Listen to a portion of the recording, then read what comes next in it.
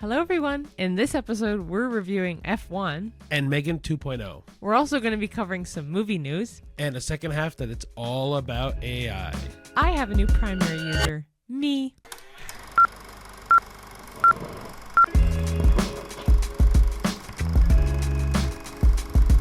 Hello, everyone. Hi. Welcome to a new episode of the A-List Admission. Yes, hello.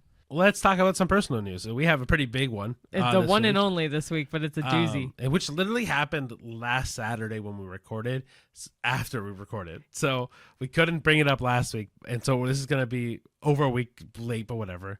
So what was the date? Well, because the date's important. So on June 21st, which was the first day of summer, the Friday night we had filmed the podcast because the Saturday we were driving pretty far because I had to go get my tattoos done. Nice little shout out to Tyler again. Yes, thank you to Tyler at Daytripper Tattoo. In Fenland Falls, Ontario. Yes. But on the way home, so Ricky posts the reels, 3 times a week?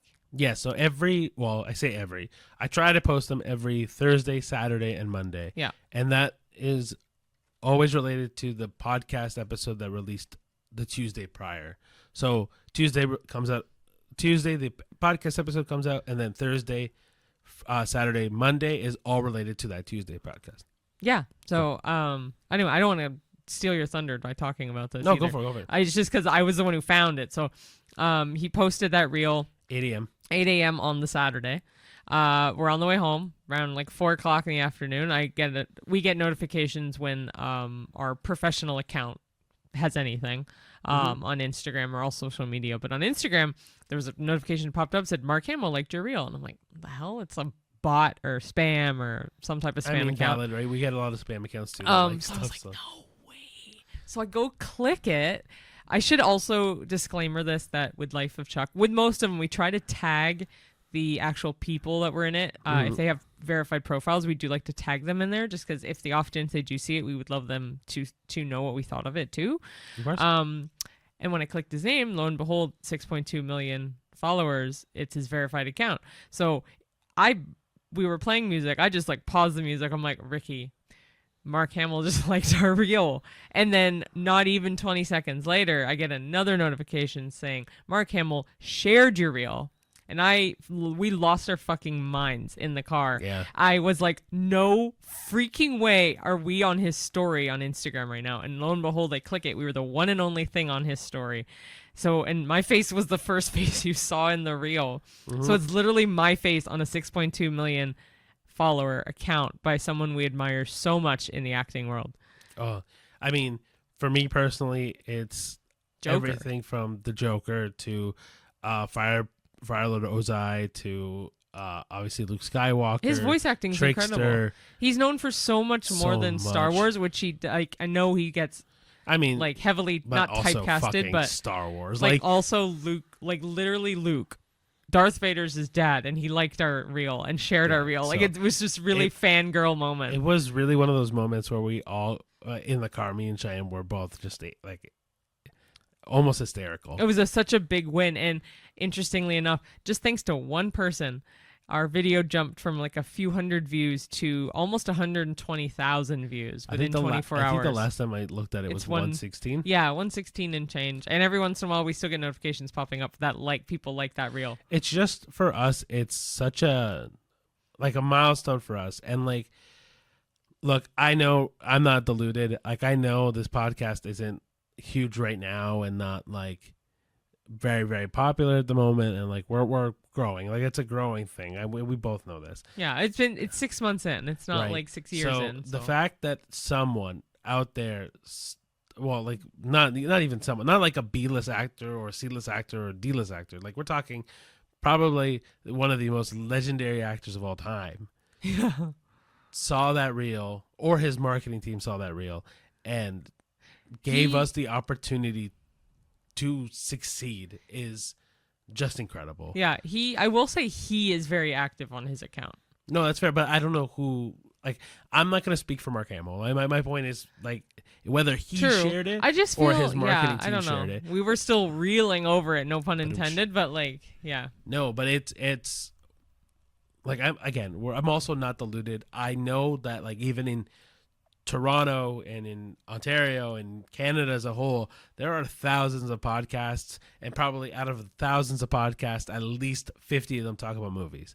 And whether it's the very specific niche of the cinematography or like the directing side of it, or like the behind the camera, like very specific stuff, or it's like what we do and it's very not generic, but like very general, very like layman's terms movie reviews. There's probably another like 10 of them that do it. I know that, right? But man, if I ever needed a spark to keep going, that was it. It was such a big win, and I had so many friends like, I'm fangirling for you because like they were fans of Mark Hamill, and it's like, that's freaking awesome. Like and it didn't, like, if nothing else happened after that, it'd have been fine, and it was fine. It's just really cool to have that moment where it's like someone of any caliber liked us enough to actively share it out and let other people know, yes, he's in that movie, but it's an excellent movie, but it shows our version of our opinions on that movie. I think the other thing for me is like, Cheyenne, I know Cheyenne's like, if nothing else happens, that's fine. I wish I had the same opinion. Well, I mean, I would love for more things like this, but we'll see. I'm not opposed to that, man, obviously. I am so hungry for more. Like the fact that someone saw it that was very famous and like shared it, to me means that other people can do it. And so, oh dude, it's gonna hurt so much in like a couple years time if nothing happens. I don't know. I think it's, for me, I'm the hopeless optimist out of the two of us. And so, man, I just really want this to work. And so I really want us to have our own show, something that is like more reviewy and like I don't know. I want this to be high production and like get this to be like very integrated, the two of us, and being able to travel and look at movies and see a bunch more movies and very be able much to to do this show as a full-time gig and really focus. And I mean, trust me, I know probably like other movie podcasts have more free time to do that shit. We don't. Like, I know we have to have full-time jobs to be able to afford to do this podcast and to live our daily lives, and I would love to dedicate more time to this. It's just I really need no now I'm sounding desperate, but like I really do want this to succeed. It'd be such a fun thing to do. And that's what we're rooting for now. It's a good passion project, but we would love it to get more mainstream enough that we could just fully enjoy this full time and just enjoy seeing movies and giving you guys our fun banter on it. And that involves you guys. Like, we need you guys to share it. Like, we need this to be on your Instagram stories or on your TikTok, like reshare, or like, hey, give us your opinion on our opinion on movies, or like sharing the newest YouTube video or the newest Spotify thing. Like, hey, I'm listening to blank, right? Or post our letterboxd on there, or we just need more visibility, right? And I know, and like I mean, the only way we even got 116,000 views is because of Mark Hamill, but like we can keep it regular at 1,000. Like I'm looking at it like less than 100, like less than 10% of what we got. Right? If we can get 1,000 views on the regular, I think that's a very attainable, right? Like, I don't think, like, I get, like, to be very transparent with all of you, before the Mark Hamill thing, and still even after, on Instagram, I get about 200 views on every post that we do. Yeah. Which isn't bad. Don't get me wrong. I'm not like, it's not like 1 or 2 views. Yeah. But like, now that I've tasted 116,000 views, I want 1,000 views. And like, it would be so nice to get there. So please, if anybody's watching these podcasts, please just share it. Like, just please tell everybody about it. Yep. That's how this grows, and we can dedicate even more time to it. Yeah. But yeah, guys. So a big thing this week was the 2 movies. Oh, I guess we'll go into movie news first. Sorry. Yes. I'm jumping ahead of myself. We have a lot of movie news this week. So do you want me to start, or do you want to start? Doesn't matter. You can go. Okay. Cool. So first, we'll talk about Elio from last week. Elio ended up being a kind of like a flop, I guess, because it made only $20 million in the box office, compared to the I think it's $300 million budget, and so everyone's already claiming it's a flop. Well, I don't even know if it's the budget. I just know it needs that to break even. I'm assuming that means the budget. Yeah, so I was with its marketing cost plus actual budget itself. Yeah. Yeah, I mean, 300 million I think is a total thing, but I mean, like it only made 21 million in the box office the first weekend. Yikes. So It's cute. I mean, I feel like that's the same way Good Dinosaur happened, and like that was a great movie. So yeah, I mean, I also saw another report that said it has the same popcorn meter, which if you don't understand necessarily what that means is Rotten Tomatoes has an audience and a critic score. Your Rotten Tomato score is typically your critic score, and then your audience score is your popcorn meter now. And the popcorn meter is the exact it's rivals Toy Story. Oh wow. So yeah, it has enough of a pull for people that have seen it to really like it, but I guess not enough people are actually going to go watch it. Yeah, I guess so. So, I'll say it. If you haven't seen Elio, I would personally recommend watching Elio. Yeah, it's cute. I think it is not like a bad Pixar movie by any means. I don't think Pixar has lost its form. I just think people maybe are bored of Pixar, or people have too high of an expectation of Pixar now that as soon as they see a Pixar movie, they don't want to go watch it. Yeah. Yeah. Okay. Cool. Do you want to go to the second one? Next would be Mason Thames is being eyed to play Link. They're making a live-action Legend of Zelda movie coming out. I believe it's March 26th, 2027. And Mason Thames from Hiccup in How to Train Your Dragon series, from The Black Phone, etc. He's the big name now, kind of like Timothée Chalamet. And like Tom Holland when he first came out. In general, those big names that become big names.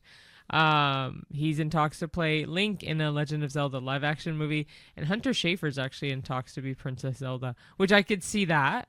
She has like the features and the jawline and all that to be Princess Zelda for me. Yeah, no, I see it too. I think I could see him as Link though. I feel like I could see him as Link. Yeah, I'm pretty sure. Yeah, he my fear, kind of what I told you earlier, was my fear with seeing one person start to slowly get more and more popular is that we're going to see them in everything. And like my biggest critique of that was Tom Holland and Timothée Chalamet, where it felt like both of those were kind of just literally in every single thing we saw afterwards. Yeah. Which, don't get me wrong, they're both phenomenal actors and they're both really, really good. And like I really enjoy watching their movies. But that being said, also like I wish there was other people being represented as well.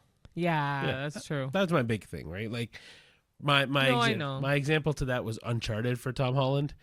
I wish they had casted someone else as Nathan Drake. Yeah, I could see that. Yeah. I could definitely see why. Yeah.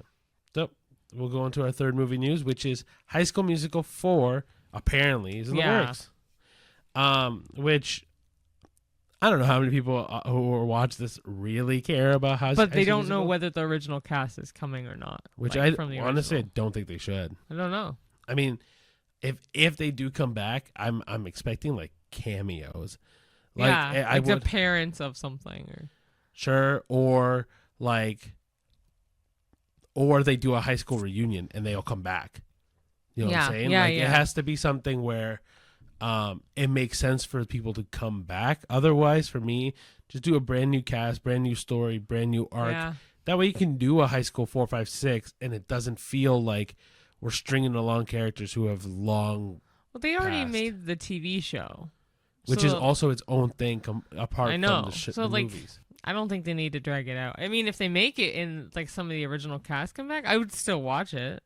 But I would be curious to see what the plot line for number 4 is going to be. If it's truly a fourth one and it pulls Troy, Gabriella, Chad, all of them back in, Sharpay, right? Then I would be very hesitant to see this, it because I don't think it'll be any good. yeah, The only way I would make it good would be a high school reunion. yeah, that'd be really cool. They may that. Well, it's early development, so we Right. don't know yet. So it could be, but like if it's its own thing where you have new people coming in then you can have more to play with, right? Because then you can do a whole different kind of side to it. Yeah. But I mean, at the end of the day, you're always going to get this one person or a group of people join the theater department at the school. That's what it's going to be, right? Okay, next, the live-action remake of Hercules. They were in talks about it, and they weren't sure whether it was happening or not. Apparently, it is still in the works through Disney, but the Russo Brothers are going to be directing it. And if you don't know who they are most well known for Stranger Things. No, they're not. that's the Duffer Brothers. That is the Duffer Brothers. What they're most known for is the Avengers movie. Marvel. Thank you. So whether you're going to Avengers Infinity War, Avengers Endgame, or their first movie they did, which was Captain America Winter Soldier. Yeah. But they're also well known for Arrested Development and Community. So I am siding with the Russo brothers on this. They really want to title the movie Hades and tell it from Hades' perspective. And I think it'd be brilliant. Disney doesn't want that. So I don't know what's going to happen with that, but they've already done Maleficent and they did really well. So they could easily do villain movies. Like they would do really, really well. So I think it also would, okay, for me, the only way this movie is successful is by having the right cast.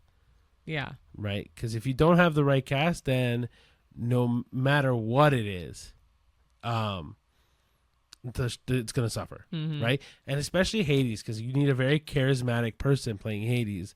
And I don't remember the gentleman's name that played Hades in the anime. James Woods? Thank you. Worked very well as a very charismatic person with a temper tantrum. Yeah. James Woods can turn it on angry very quick. Yeah. And it works very well. And play sarcastic very well. Yeah. Like Jason Bateman would not do well as Hades. But I was trying, because he can do dry sarcastic very well. But whoever it ends up being needs to be very dry, sarcastic. Yeah. But can also turn on angry very quick as well. Yeah. I agree. Regardless, I do like the idea of the Hades thing, but I can also see it failing. You'd have to make sure Hades gets a backstory. That's the thing. Well, that's why if it's from his perspective, I'd assume they right. But you have to make it compelling enough. You have to make it emotional enough. You have to make Hades somewhat likable. Yeah. And that might be a challenge. That's the only thing I'm going to throw out there, because Maleficent is likable in her movies. But how do you make Hades likable? Yeah. I don't know. I guess we'll see. God of the Underworld is not really title of a likable person. No. All right, you want to do the last one? Sure. Cool. So, saw this, was it 2 days ago? On 626 day. So, experiment 626. There you go. /Stitch. I almost said Shrek. Stitch 2 is happening. Lilo and Stitch 2 is happening. I'm curious if it's going to follow the same format as the animated movies, like Lilo and Stitch 2, Stitch has a glitch, or if it's going to forge its own path and do I something don't know. completely different. Maybe more about Nani or something. Oh, yeah, maybe Nani in school. Yeah. Maybe another alien comes down. Maybe Jumba's other experiments are coming out, kind of like Leroy and Stitch. Yeah, we'll see what happens. Maybe we'll see Angel. Maybe we'll see Leroy. Maybe there's an evil one. Yeah. I can't think of what the evil Stitch is Yeah. called. But maybe we'll see other experiments come out. Yeah, I'm curious. I want to see what happens. But people who've been riding the Lilo and Stitch is a bad movie rap, I honestly don't agree with it. I think it was cute. It was very cute. I think the problem with Lilo and Stitch is that people wanted more. They just wanted the same thing done again. I just think this is a more realistic approach to what would have happened. Right. Right? And I think people weren't happy about it. Simple. True. All right. I guess that sums it up for movie news. We did 5 instead of 3 or 4. But yeah, a lot of interesting stuff happening and in the works. So thanks for listening to the movie news. And we should also mention coming up possibly next week, we will potentially be adding a new segment. What was the name of the segment now? I'm forgetting. Something like I didn't know this. Oh, hey, I didn't know. That's what it's called. Hey, I didn't know. Because the big thing for us is a lot of times while we're doing, while I'm editing the podcast, but then also while we're just out doing normal stuff. I love to look up like random trivia and facts, or like he researches stuff Right. as well. So we were gonna do it this week, and that fact being that I didn't personally know that Mason Thames was the kid from Black Phone, because it just to me didn't look like the same person, but it clearly is. But yeah, like so we will come back next week with things that we learned that week that we didn't know, and maybe enlighten some people that didn't know either, right? Yeah. Like, So go ahead. Go ahead. I don't have anything. Like the other thing that I found out recently, not like immediately, was like Dean DeBois also directed Lilo and Stitch. Who's Dean DeBois? Is it DeBois? No, no. But what about him? Who is he? The otherwise? director of How to Train Your Dragon. Oh, I didn't know. Oh, okay. Yeah. So Dean also directed Lilo and Stitch originally, but Disney never asked him to come back and do the live Probably action because he remake. did DreamWorks. No, but he did both. He did How to Train Your Dragon and Lilo and Stitch. The original Lilo and Stitch, you're saying? Both. He did The live action? He did the animated Lilo and Stitch and the animated How to Train Your Dragon. Oh. But Disney never asked him to come back to do the live action. Did Lilo he do and the Stitch. live action How to Train Your Dragon? Yes. Okay. So that's probably because he did. Maybe they were like, oh, we need to cut ties now or something. I don't know. No, they definitely could have asked It him. could have also been a contractual thing. We have no idea. What do you mean a contractual thing? Maybe he was too busy with one movie to do the other movie or something. But the other one came out first and was in development first. Okay, I don't know. My point is that it says a lot by Disney to not go and ask the original director to come back and do it. Yeah. Especially because DreamWorks did it, and it's widely considered How to Train Your Dragon was a better live-action remake. Mm. So, mind you, it was the exact same movie, and so kind of hard to screw up something that worked. But yeah, like I think to me, it says a whole lot that like Disney were asked. But also, it also says a whole lot that we didn't know a lot of things about these movies. Yeah, so keep an eye out for next week. It won't be a long segment. It's just kind of an extra segment to add to our show. Also, just to add more topics of conversation for us. Yeah. Yeah. But speaking of topics, we saw 2 movies this week. Yeah. Only 2 came out. It's been kind of consistent with 2 movies. I mean, what comes out next? Oh, I think Jurassic Park comes out next week. It does, July 2nd. And This is then a the Wednesday. week after that is Superman. Oh, yeah. And when's Fantastic Four? Is that August? No, it's July, but I think it's end of July. We also saw a trailer for a movie. I believe it's July 30th coming out called Weapons. That looks fantastic. We'll talk about it more when we get to Megan because. Yep. But- So, well, first one we have is F1. And then the second one was Megan 2.0. Or M3 GAN 2.0. Because for whatever reason, I don't like it when movies do this, but they replaced the E with a 3. I used to do that for my name. I hate it. I'm so sorry. No, it's fine. It was like the early 2000s days. It is such a millennial thing to do. Yeah. Anyway, so yeah, the first movie we'll talk about is F1. Yeah. Do you want to read the songs or do you want me Sure. to? Or I can do it. Go for it. Okay, F1, it is around 155 to 156 minutes long. It was rated PG-13 for some action and strong language, and the director is Joseph Kosinski, who is well known for doing Top Gun Maverick. I have a couple friends, it's their all-time favorite movie, and obviously it's a great movie. All-time favorite movie? I have a friend whose all-time favorite movie is Top Gun Maverick. Interesting. Not that I'm judging that. It's just interesting. Yeah. I like hearing people's favorite movies, so. Okay, when it comes to the main cast, obviously we have Brad Pitt as Sonny Hayes, Damson Idris as Joshua Noah Pierce, Javier Bardem as Ruben Cervantes, Carrie Condon as Kate McKenna. So, a spoiler-free synopsis is, Sonny Hayes was once F1's brightest star until a devastating crash in the 90s derailed his career. 3 decades later, APXGP, a struggling team with no points and little hope, turns to Sonny in a last-ditch effort. He joins as mentor and teammate to rookie Joshua Pierce, sparking high-stakes camaraderie and rivalry on and off the track. As Sonny fights for redemption and to bring the team back from the brink, he learns that true success isn't a solo effort. Expect pulse-pounding race sequences, emotional character arcs, and a splash of romance, all set against the roar of F1 machinery.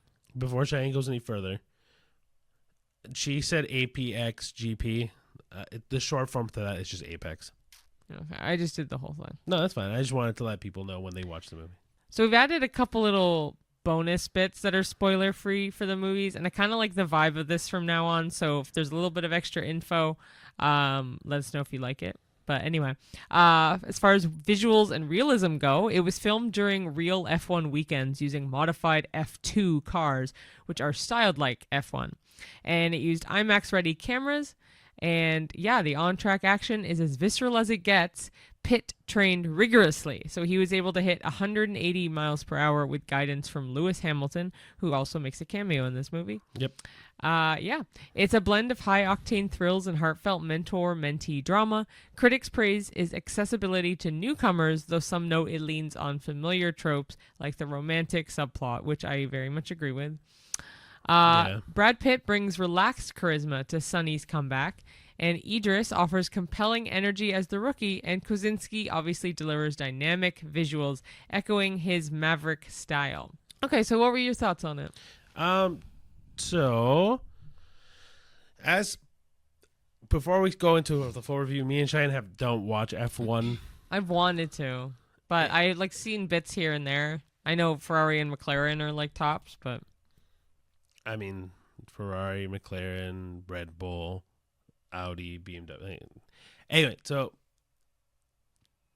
as someone who's not truly familiar with F1, without like really it was a good movie. I really enjoyed it. I thought it was very fun. And I learned a lot about the technicalities of F1. Now, we went with two of our friends who actually do watch F1. Do they both? Yeah. Oh. And they, after the movie, quickly let us know there are some things in that definitely broke some rules. Oh. Yeah, it would not fly in a normal F1 race.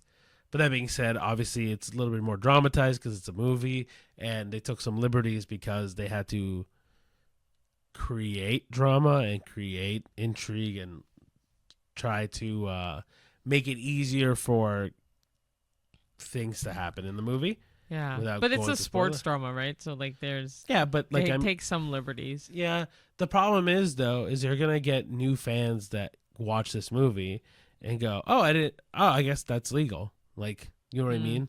That's the one issue. Now, the other part of that is like, as someone who doesn't watch it, it was a lot of fun. Like, we really enjoyed it. I thought it was The racing was great. There's one really bad segment that I thought the CGI was kind of shitty at the very end. I think it's just a bad green screen. I'll just say it involves fireworks.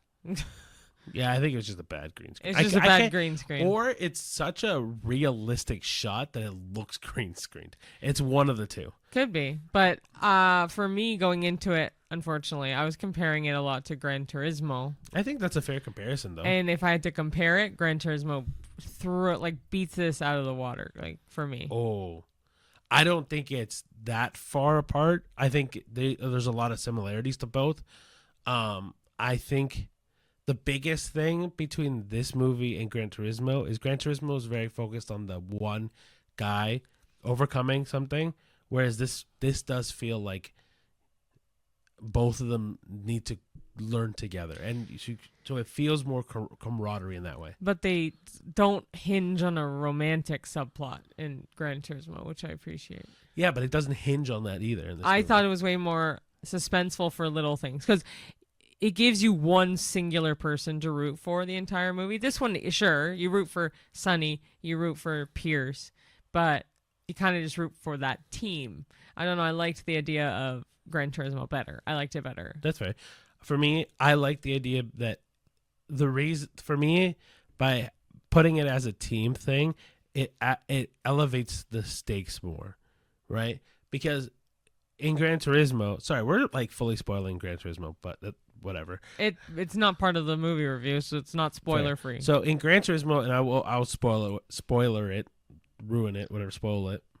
In Gran Turismo, the big thing is that he is a kid who plays video games that becomes a racer. That's not really spoiling it. It's in the trailer. No, I know. I'm gonna say more things about it, but like, it's a kid who plays video games that goes into racing, and everyone already is rooting against him anyway. Like, and even the team, like, at the end of the day, Audi doesn't really give a shit if that kid does well or not. Like, it's a stunt, right? It's a publicity stunt. Whether it works or not, people got interested in the Audi racing club. They would have been successful anyway, right? This because the clubs rely so much, or Apex relies so much on Sunny and on Joshua, the stakes of them succeeding are so much higher. But then you also have subplots like, I wish I remember characters' names better. But like, there's one girl in the pit crew that grows. There's Javier Bardem's character grows and learns from Sunny, but Sunny also has to grow and learn from Joshua, and Joshua that grows and learns from Sunny, right? Like, you see growth in so many facets of the team. Like, even the girl that is the love interest, I can't remember her name either. In what? F1. So her name was Kate, the girl, the love interest. But even Kate has her own journey in making sure that she succeeds in this team, right? For me, it's like, I know that, Gran Turismo has a very isolated person that you're cheering for the entire time. But for me, I really do feel like the stakes feel so much more dire in F1, and you root for so many people. But like, it's a back and forth, right? There's moments where I don't like Sunny. There's moments where I don't like Josh. But you have to not like them, so you root for the other guy at the same time, right? That being said, I agree with you. I do like Gran Turismo better, but it's a lot closer for me than worlds apart. Well, I can tell you what my rating was then for both. Oh, I don't have a rating for. That's fine. I'll tell you mine. Gran Turismo, if I had to compare it to F1 I give a 7. Gran Turismo would be closer to, like, not a 9, but like it would at least be a couple points. So Like 8.5. Yeah.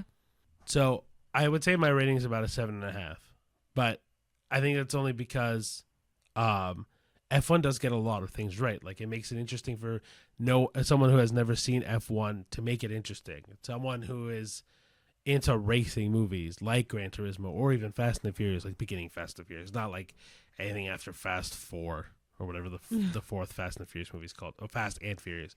But like, for people who like high octane racing movies, like Gran Turismo and Fast and Furious, like, I do think this checks every box. Like, it's very engaging, interesting, and fun.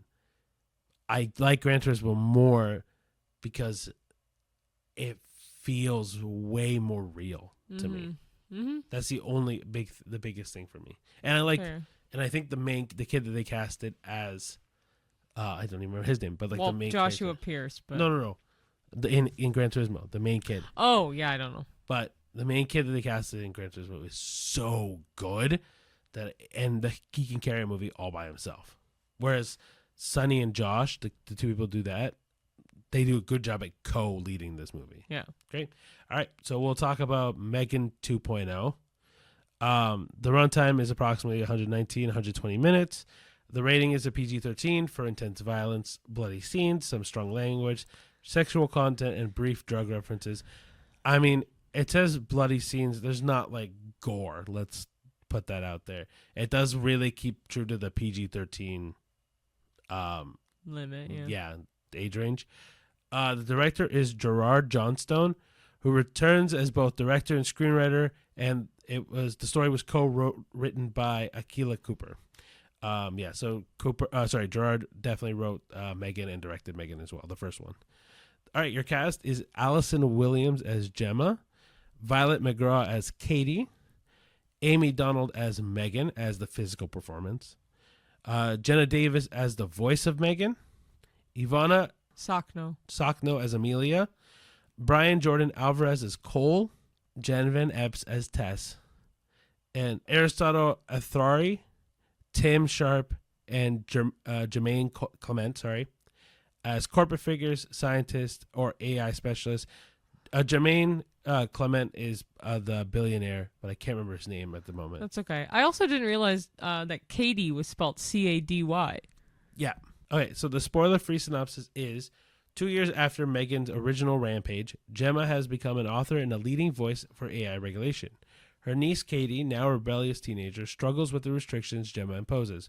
Meanwhile, unknown to them, a defense contractor has stolen Megan's technology to create Amelia, a lethal military-grade infiltrator robot.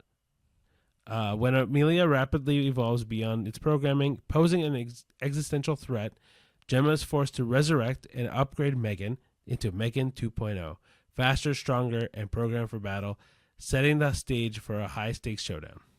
Cool. So the tone and the vibe of this movie has a blend of sci-fi, horror, and dark comedic techno-thriller vibes. Honestly, for me, it's not really that horror-y. I felt like it was way more on the action comedy more, but Thriller-ish. Thriller to an extent, but not really. I don't know. It definitely, I would agree with the sci-fi part of it, the comedy part of it, but definitely more actiony. It maintains the original chilling AI menace while embracing more action-packed and over-the-top battles, kind of like a Terminator 2.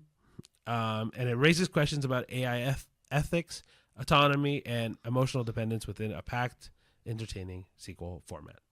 Yeah. So, what did you think about this movie? I liked it. I did nod off a couple times. I was very tired from a very long workday. Cheyenne has also worked 2 10-hour days in a row compared to her normal 8-hour days. I should say technically 3, but in a row? Well, 1, then off, then 1, then 1. All right, so in the last 4 days, she's worked 3 10-hour shifts. Yeah, so I'm a little bit tired. So I did nod off here and there. But I did see the parts that I needed to. And I actually really liked it. I mean, the first one's cheesy and stupid, and it's Megan. It's just Megan. But I think the fact that I will give it credit, the trailer for Megan 2.0 was really, really smart. Like how they had her dancing. Do you remember? There was the silhouette. Sure. I thought that was very smart because that's what people memed her for. Sure. Was the dance from the first movie. So I'm like, okay. It definitely didn't spoil anything for what the movie was about. No. I liked it overall. The one thing that really irked me was Amelia did not look anything like a robot. Like Megan always did. Had the vibe, her eyes, whatever it is. But Amelia didn't, and I'm sure it's like, oh, updated technology robot. But I was something about Amelia's look I didn't like much. I'll give you. So Amelia doesn't look like a robot, but she definitely acts like one. I'll give. Yeah. My opinion of the movie is that it's actually really interesting. Like, it's not a bad movie by any means. I won't classify it as a bad movie. It is its own genre. It doesn't take itself too seriously. It knows what it is, and it's very smart for a movie. Like, I think it doesn't try to push the fact that it's a really creepy horror movie, or it doesn't try to push the fact that it's a very campy. Like, it really does find its lane very well. Like, now, that being said, the one thing that it isn't, that a lot of people or a lot of people I think agree with, is that it's not a horror movie. Like, no, not at all. I understand they classified it as a horror because people knew it as a horror movie. Like, the original Megan was labeled it as like a horror movie. But I really do not think it's a horror movie. It's way more of an action comedy movie with maybe a couple thrilling or horror-esque subsections, but like, it's really not a horror movie. No. I think it really does fit into the action comedy because, like, the premise of the movie being that Megan has to fight an adversary is not really horror. Like, it doesn't play off the fact that, like, it's a stalker in the corner, or like they have to run away from a potential killer. It's truly just a, hey, this is your hero now, or your anti-hero, and this is your villain, and that's the whole point of the movie. Yeah. Right? Yeah. That being said, it's very funny. I think there's it is very, like, the first one was funny too. Megan's humor is really good. I think this is a better sequel than the original is as a movie, because the biggest thing with the first movie is that it tries so hard to be horror and fails so hard as a horror. I think it also tries too hard to be like a female Chucky. I guess so. That's fair. The second one definitely doesn't feel like that, though. No. It like stands alone as its own thing, and it does a very good job at really trying not to be horror and trying. It took the comedy parts that worked so well in the first movie and really amped it up, and really tried to make you like Megan, which is really interesting because, like, especially in the first one, the whole point is to not like Megan. Mm-hmm. So it does a great job at like redeeming Megan. It also does a interesting job, like the type of language that's used. I almost like it's very adult for the type of jokes that they did. Oh, okay. Yeah, I guess. I'd give this a 5.5. Oh man, I was gonna give it a 6. So oh, okay, perfect. So you we're can in give the, it a 6. we're in the ballpark. In the ballpark of the same thing. Yeah. So I mean, if you want to, out of the two movies, I would definitely recommend F1 more. Very much so. But that being said, like Megan is not a bad movie by any means. Okay, so yeah, those are our two movies, which actually finishes off the month of June. So as everyone likes to know, we have a best and worst every month at the end of the month. Yep.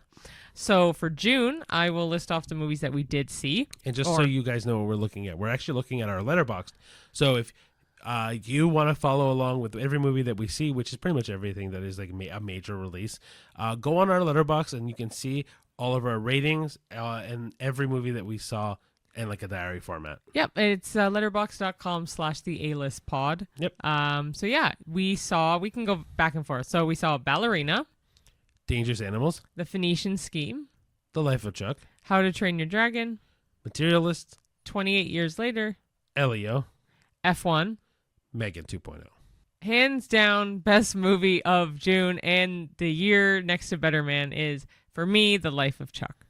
And I agree. That goes without saying, especially after the whirlwind we had related to our Life of Chuck reel. Yes, of which course, we but did talk of, like we did do a quick thank you earlier in the episode. But again, thank you, Mark Hamill, because that was insanely fucking cool. Absolutely. But like even as a movie, like it is probably one of the best movies, if not the best movie of the year. Better Man and The Life of Chuck are my tops, and they're equal right now. But I will say Life of Chuck has a slight edge just because of the whole thing that happened. I'm trying to put that aside. But honestly, it's a genuinely amazing movie. So it's still tied with Better Man. Definitely the best of the month. So yours too, or now? Okay, so if we go off of, because Life of Chuck technically released last year, what would be a movie that didn't release last year? Then I'm not picking one. Why? You got to pick one. None of these I liked enough to be a favorite. What was your favorite of June? None of them really. I guess The Phoenician Scheme, if I had to pick. But was that released last year? No, it wasn't. That's my point. Okay, then Phoenician Scheme. Okay, I would agree with you. The Phoenician Scheme. No. Ooh, I'd say Elio. Oh, is your favorite? I would say Elio. Weird. Okay. Apart from Life of Chuck. Like, Life of Chuck is definitely the best that released in theaters this month. But, like, because technically The Life of Chuck came out in TIFF last year, if we want it to be a 2025 original, for me, Elio, you're saying The Phoenician Scheme. Cool. Fair. Worst, 28 Years Later. That's a pretty obvious one. Well, no, because I almost thought of Ballerina, so. No, 28 Years Later was worse. Yeah, I would say 20 Years Later. My reasoning is because of the amount of plot holes in it and how you can write off the whole second half of that movie. Yeah, true. Right? Ballerina is not as good as a John Wick movie. But it was still a good action movie. It was a decent action movie. Yeah. Okay, so now we'll go into our second half, which is all about AI and kind of obviously stemming that from Megan 2.0 and ethics and stuff like that. Well, I mean, it'll be a conversation on AI as a whole, and then tying that back to Megan in the second half of questions. Cool. All right, so I'll ask the first one. Should we ever create an AI with emotional intelligence? Don't they already do that? No. Oh. Because, like, if you look at ChatGPT or obviously, like, Gemini and all that, Siri, all that, they don't act with emotional intelligence. I mean, ChatGPT does pretty good because I've asked it some really emotional questions for me, and it has remembered as well and come back to me with very positive, heartwarming feedback. Yeah, but but should it do that? Like, should it simulate that it cares about I you? see. Should it simulate? Because if you have no friends, at least you have AI. Yeah, but I feel like it's disingenuous. Of course. But people should know that going into it. But that's the problem. Is it ethical to pretend to be? No, it's not. Definitely not ethical. But it's not asking that. It's just asking, should we ever create it? And I'm to me, the answer is no. Then, if it's unethical, yeah. So I don't know. I think it's open to debate in terms of the people who are making AI. Like, I don't have much more of an answer, and it's not me trying to not answer the question. It's more I'm just trying to figure out. Like, yeah, I don't think it's probably unethical. But well, what do you think though? Like, yes or no? So it's asking two questions technically in this, because it's like, should we ever create it? And then, is it ethical? No, it's not ethical. But should we create it? Yeah, I don't see why not. If it's unethical, we shouldn't. It's asking two separate questions. I'm answering two separate answers. If something is unethical to me, then no. The answer should be no. Okay. Because it's not. I don't think it's right to be leading people down a path that if it doesn't care, why would it? If people know in advance that it's AI and take it as AI with its like fake emotional intelligence, then I don't see as much harm as it would be if they didn't know or being catfished. But by pretending to be emotional in any degree, people who are susceptible to shit like that, like even if you know it's an AI and it's a robot, people still fall a trap to that.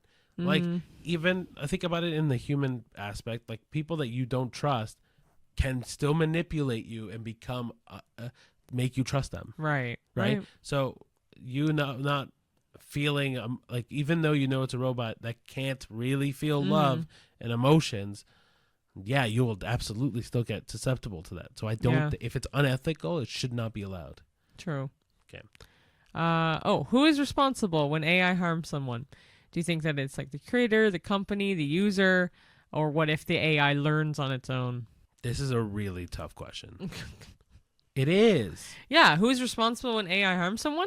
Absolutely. I think it's the creator. I think it's the person who decided to make that AI, no? Yeah, but then is the company that paid that person to do the thing that they did not at fault? Like, for example, I think it's the company, because the company hires the creator. It has nothing to do with the user. Because the user's responsible for using AI, but they don't know it's going to harm them. They just get it in the hopes of it answering their questions or whatever.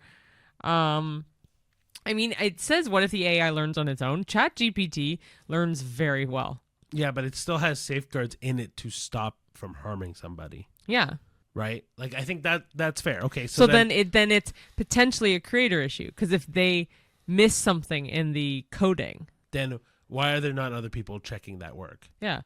So I don't know. So then it's not necessarily the company. It could be the workers below the creator. I think it's all depend on implementation, right? Like I think it's both the company and the creator. I think it's both. I don't think you can separate the two, because I think it's the creator's fault for creating something without the safeguards in it, or creating something that with the intent of malice. Yeah. But then also the company that hired that creator to make it, because it's on them, and it also to verify and check and make sure that it won't be out there to fuck with people. Yeah. Right?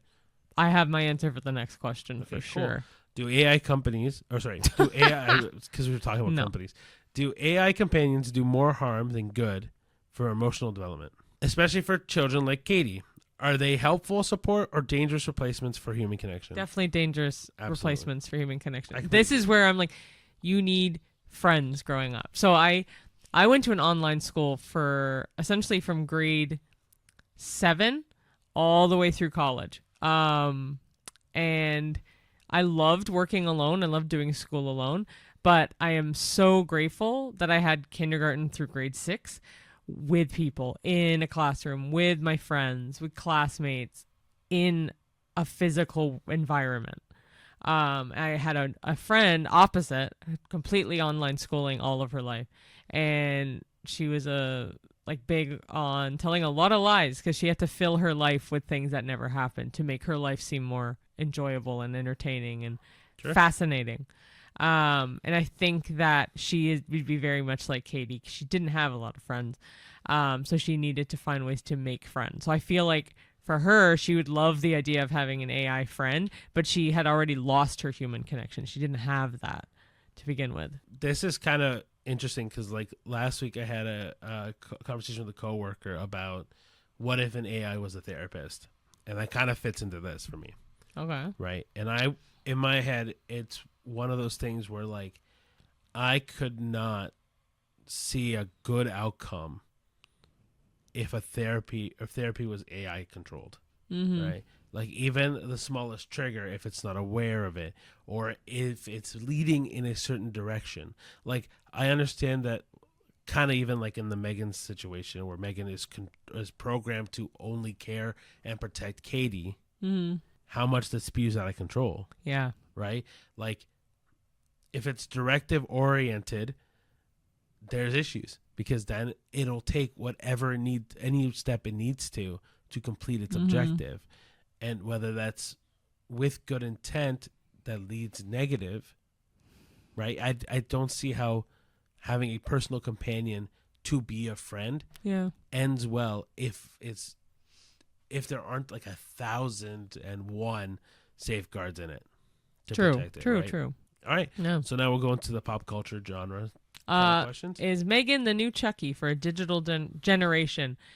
Comparing it to like Ex Machina, Child's Play, or Annabelle, how do you find if she's unique, or how do you compare it to those movies? Child's Play is obviously Chucky, but like they said, is it the new Chucky? Yes. I think it started out that way. No, I just think they're trying to make it not that, but it just was very much like Chucky, like a digital Chucky. I could see that. I think the first Megan definitely leans into that, but the second movie definitely doesn't. No. Ex Machina, it gives me vibes of Ex Machina, the first movie, I guess. Not Annabelle. Annabelle being the doll, right? Like if yeah, doll, which I mean, right? Again, Chucky is a doll, Annabelle's a doll. Ex Machina and Megan are bots or AI robots, whatever. But they all come alive. So for me, it's like I think Megan does a unique version of it because it's not your typical toy.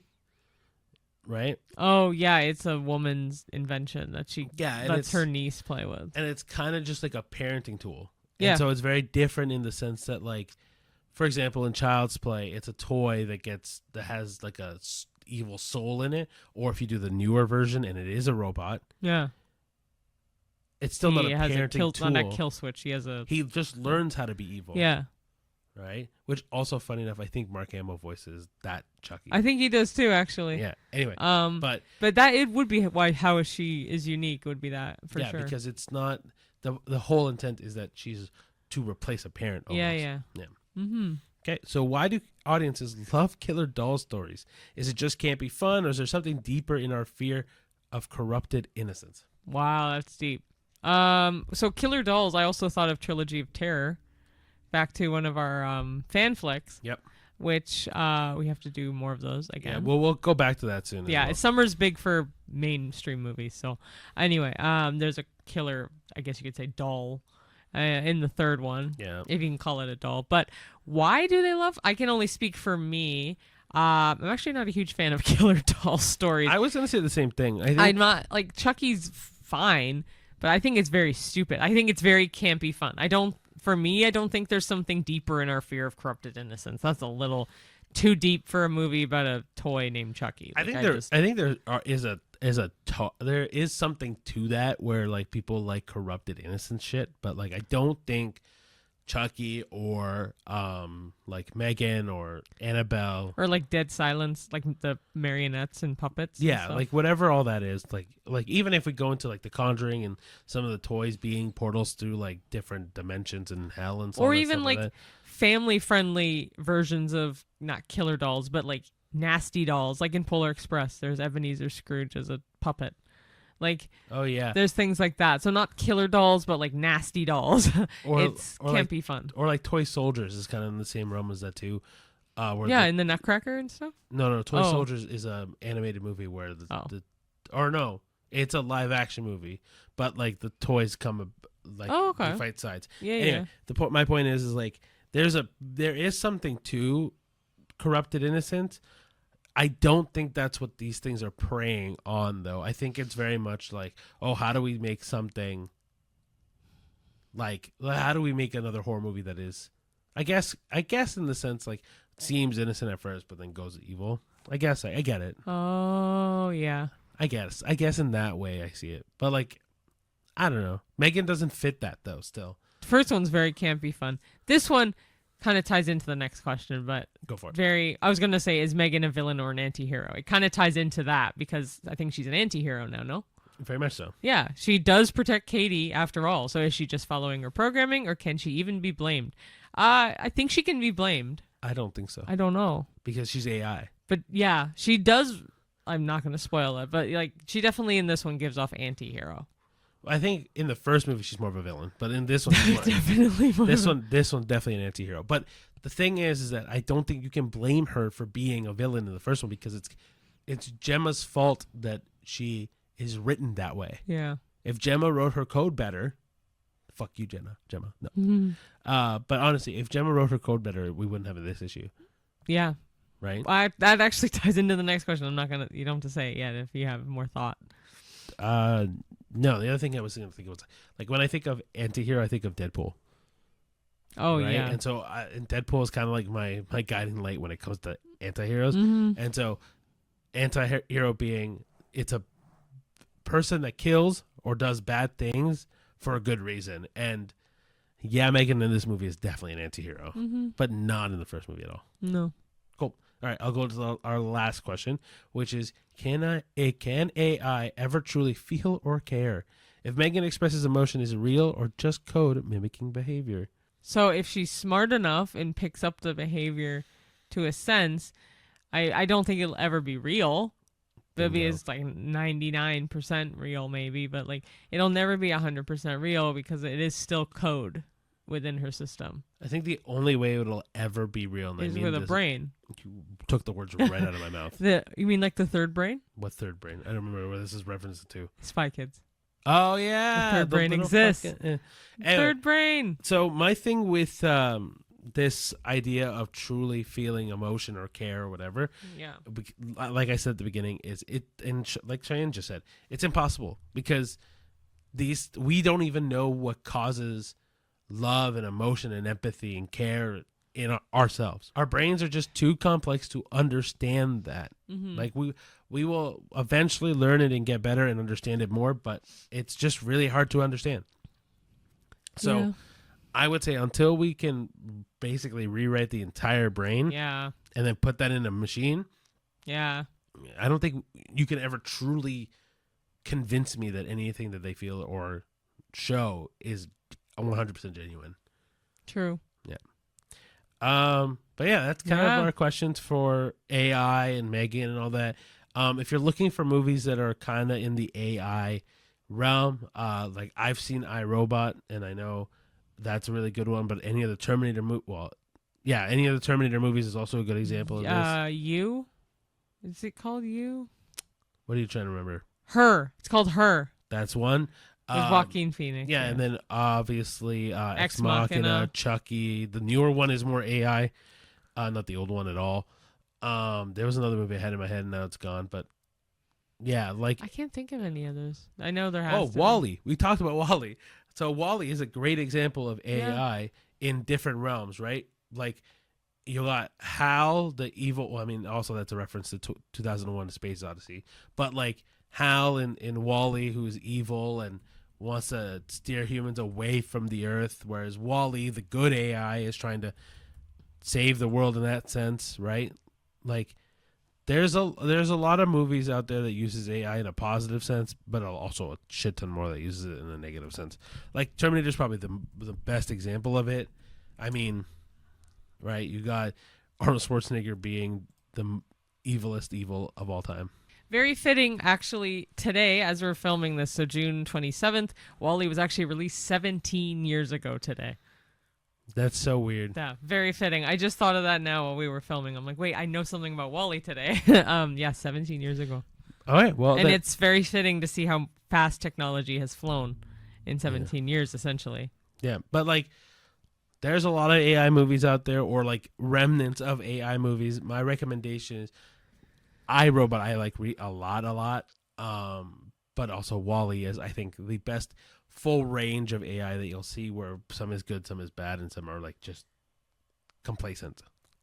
And really quick, Ricky said we were going to mention this further, but when we went to go see Megan, there was a trailer prior to the movie. Oh my gosh, I called forgot completely. Weapons, and it's by Neon, who has done The Life of Chuck, and they've also done A bunch of other Together, movies. which is coming out with Alison Brie and Dave Franco. But this movie looks actually very, very good. It's the actress from Wolfman, the blonde actress. I'll put it up on the screen. It looks really promising. I'm really excited. It's from the director of The Barbarian, so fingers crossed it turns out good. But I just thought of that now because I'm like, it's the one thing we look forward to, or at least I look forward to, with a horror movie, is the horror movie trailers. I mean, there's a lot of good movies coming out this year. There are. Like. I mean, we still have a Marvel movie to come out this year, a DC movie, like you said, Superman and Jurassic Park, and then we got a lot also to have come. Zootopia 2 is coming out. And, Got a lot more. oh yeah. But anyway, guys, this is where we're gonna wrap up. So thank you so much for listening. If you want to follow us on any of the social media platforms, whether it's X, Facebook, Instagram, almost at Twitter again, Threads, TikTok, YouTube, Spotify, Apple Podcast, Amazon Music, wherever you get your podcast. Letterboxd. Did I miss anything? Did you say TikTok? I did. YouTube? Yep. I think you got it. Any of the social medias that is out there that is like more mainstream, we have. But please follow us on Letterboxd, because it's honestly such a fun website to see anyone's reviews. There's a watch list. You could add your own watch list if you want. If there's a movie that you've been eyeing for a while and you want to like heart it for later. The diary is really cool. You can log when you saw a movie, what day, how many stars in that moment. So it's really fun. And that one we try to update right after we see a movie. So that one you'll see out of a 1 to 5 rating pretty much as soon as we see it. Yep. And then if you like our short form content, that's on Instagram, TikTok, and YouTube Shorts. I will eventually, and I do mean this seriously, eventually add them all to X and Facebook and Threads.